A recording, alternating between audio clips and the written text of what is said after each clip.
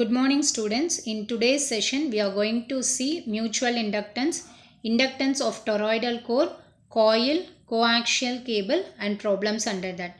First we will see the topic mutual inductance. Mutual inductance is nothing but the when you are having two coils, you consider coil number 1, it is going to be the primary coil. In between we have a core and secondary coil. The primary coil is having is supplied with a voltage, and the secondary coil you will be connecting a galvanometer. Okay, now when you are if mutual inductance is nothing but it happens between the two coils, between your primary coil and between your second, in between the two coils it is going to appear as the property of the coil due to which it opposes the change of current in the other coil, or you can say it is going to happen in your neighboring coil. When the current in the neighboring coil changes, the flux sets up in the coil, and because of this, the changing flux and EMF is induced. It is just like your Faraday's law. Whenever the current carrying conductor, whenever the current in the conductor changes, when the rate of change of flux linked with the coil changes, and EMF is induced. When the rate of change of flux linked with the coil change, and the current is going to get changed. Therefore, when the current in the neighboring coil is going to change, the flux sets up in the coil, and because of this the changing flux EMF is going to induced in the coil, and this EMF is called as your mutually induced EMF, and the phenomena is known as mutual inductance. This is your coil A, coil B. Coil A is supplied with the voltage and coil B is connected to the galvanometer. In between the coil there is a core, and current I is flowing through the coil A. When current I flows through the coil, it creates a magnet, that is H is equal, we can say H is equal to Ni divided by L. If you are going to write for the magnetic flux density B is equal to mu into H, or in other words I can write phi divided by A. When there is a flow of current, a magnetic field will get created. That is nothing but your flux. This flux will get interacted with the neighboring field. Therefore, this phenomena of linking your flux in coil A with other coil B is called as your mutual inductance. For determining the mutual inductance between the two coil, we have to use the following expression, which is equal to E is equal to M into di by dt, where M is nothing but your mutual inductance. I is going to be the rate of change of current in coil 1. According to Faraday's law, whenever the flux linked with the coil changes, the EMF gets induced. The flux linked with the coil will get changed when there is a rate of change of current. Therefore, we can write EM is equal to M into di1 divided by dt. We can write the mutual expression can also be written as E is equal to M into di by dt. M into I you can take it inside. Here EM is equal to N2 into d phi 12 divided by dt. It is nothing but the flux linked with coil 2 from coil 1. Inductance of the toroidal core. It is the toroidal core diagram. It is the diagram showing the toroidal core. Here it is a coil where the current is entering on one side and the current is leaving on the other side. The magnetic flux density path is as shown over here, because to the direction of the current, the magnetic flux density path will be perpendicular. Therefore, you will get the direction as shown over here. In this, we wanted to identify the value of the inductance of the toroidal core. Normally, the inductance L is equal to N phi divided by I. N is going to be the number of turns in the toroidal core. Phi is the flux and I is the current passing through the core. We can say finding the magnetic field inside a toroid is a good example of the power of Ampere's law. The current enclosed by a dashed line is just the number of loop times the current in each loop. Ampere's law then gives the magnetic field at the center line B into 2 pi r is equal to mu into Ni, because we know that B is equal to mu into H, which is equal to phi divided by area. When you are going to H is equal to Ni divided by N, we can write here mu into H is equal to Ni divided by L.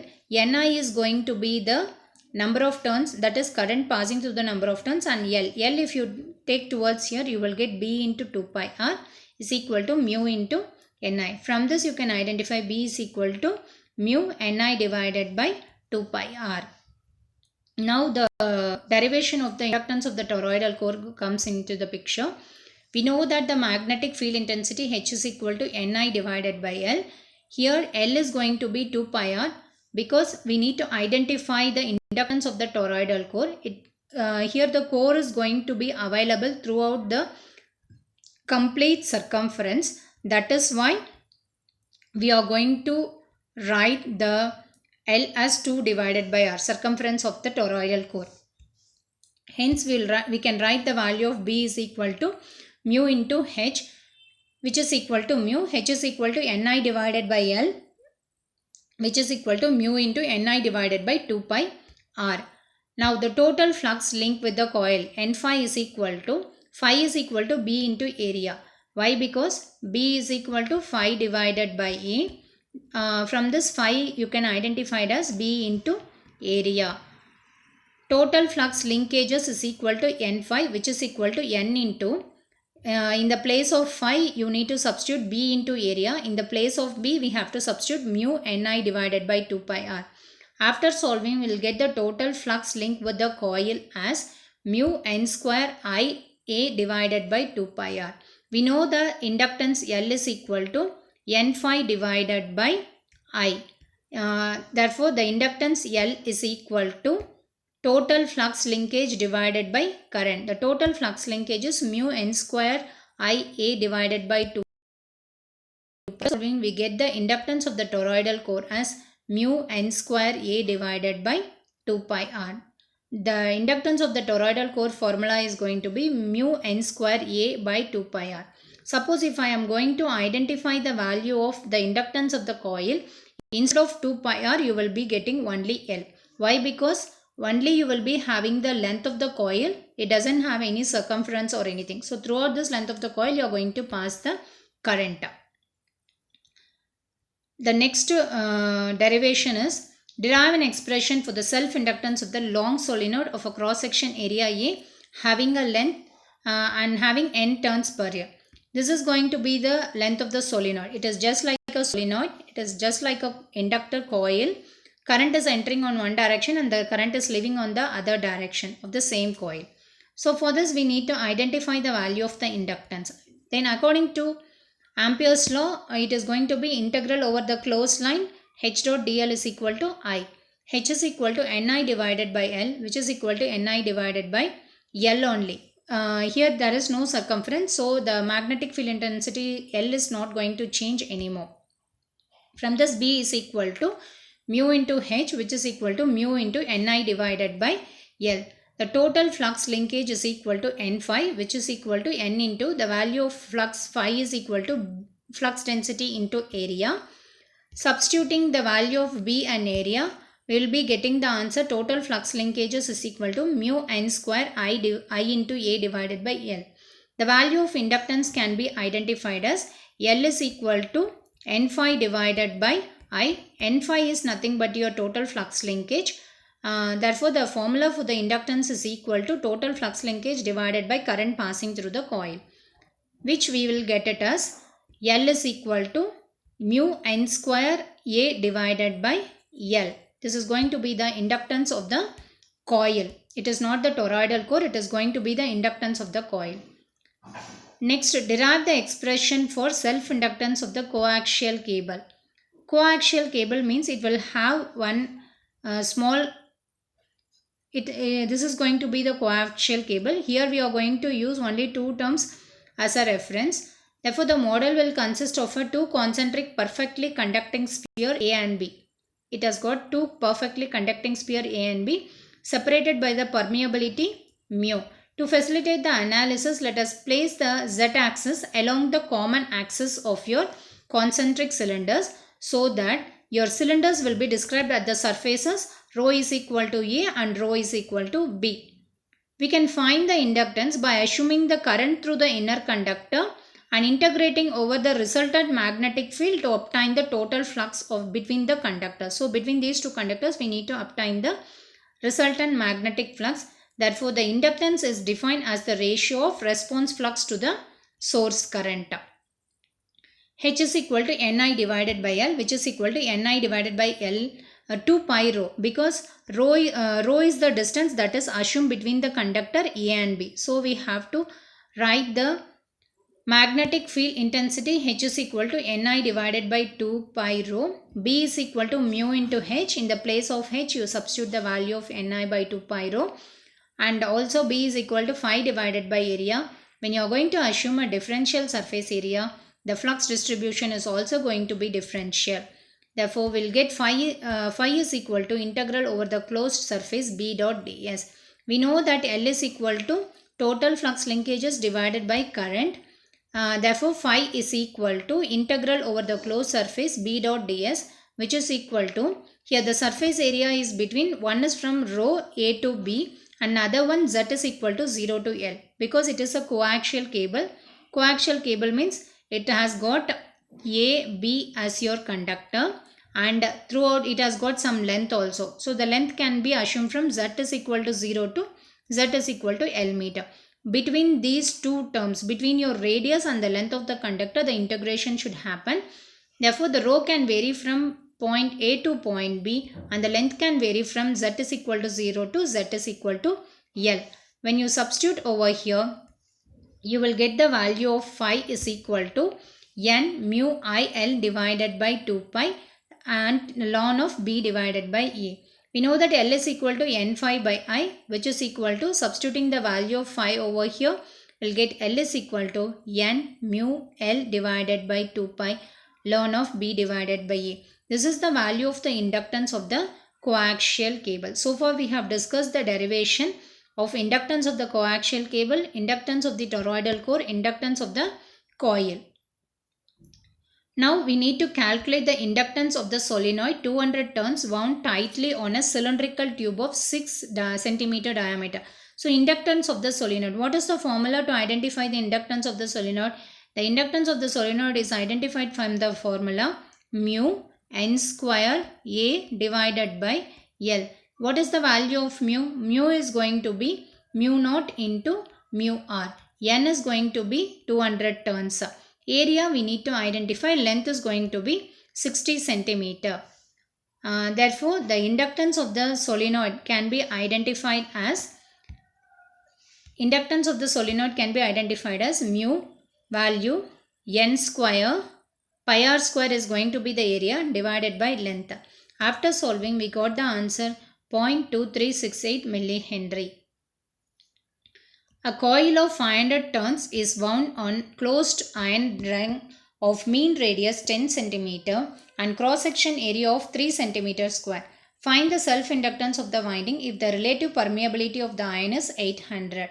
So, in the previous problem, mu r is not given, but in this problem, the relative permeability is given as 800. And a coil of 500 turns is wound on a closed iron ring. Therefore, inductance of the toroidal core we have to use. To identify the inductance of the toroidal core, the formula to be used is mu n square A divided by 2 pi r. A is going to be the area. Substituting here mu naught, mu r, this is n square. Area is 3 centimeter square. Cross-sectional area is 3 centimeter square divided by 2 pi r. R is going to be the radius 10 centimeter. Substituting everything, we got the answer L is equal to 120 millihenry. Like when you are thorough with the derivation of inductance of the toroidal core or inductance of the solenoid or inductance of the coaxial cable, directly you can use the formula and you can find out the answer. If not, you have to derive the expression and then you have to substitute it. Substituting the value, you will be getting the answer. A coil of 500 turns is wound on a closed iron ring of mean radius 10 cm and cross-sectional area of 3 cm square. So, this problem only we have solved before. So, from this it is identified as L is equal to 0.12 Henry. So, this problem we have already solved. And here what is the additional part they have asked in the sense, find the energy stored. Energy stored W is equal to half Li square. The value of identifying the inductor is going to remain same, but to identify the value of energy stored we have to use W is equal to half Li square. L is the value of the inductor and I is the current passing through the coil. So we, after identifying, we got the answer as W is equal to 6 joules. Now the next problem, the last problem in this module is a solenoid with N1 is equal to 2000 turns, R1 is equal to 2 cm, L1 is equal to 100 cm is concentric with a second coil of N2 4000, R2 for 4 cm and L2 is 100 cm. It is just like, it is a coaxial cable. We need to identify the mutual inductance assuming the free space conductor. In case of your coaxial cable, this is the diagram as shown here. Inner radius is 2 cm, outer radius is 4 cm. Inner length is going to be 100 and outer length is also 100. It is your coaxial cable. First we need to identify the value of your magnetic field intensity. H1 is equal to N1I1 divided by L1. Similarly, magnetic flux density on layer 1 you have to identify. Next, flux linkages in inner layer is equal to B1A1. For that you have to identify the flux linkage, substituting the value of B and A. The mutual inductance is nothing but flux linked from coil 1 to coil 2. We can write M12 is equal to N2 into phi 12 divided by I1. Value of N2 given is 4000 and the value of phi 12 identified is 3.158 into 10 to the power of minus 6 I1 divided by I1. After identifying, we got the value of the mutual inductance as 12.632 millihenry. So, with the derivation of your inductance of the solenoid, inductance of the toroidal core, inductance of the coaxial cable, we have understood the concept of mutual inductance, how to identify the mutual inductance, how to identify the inductance value for a particular application. Thank you, students.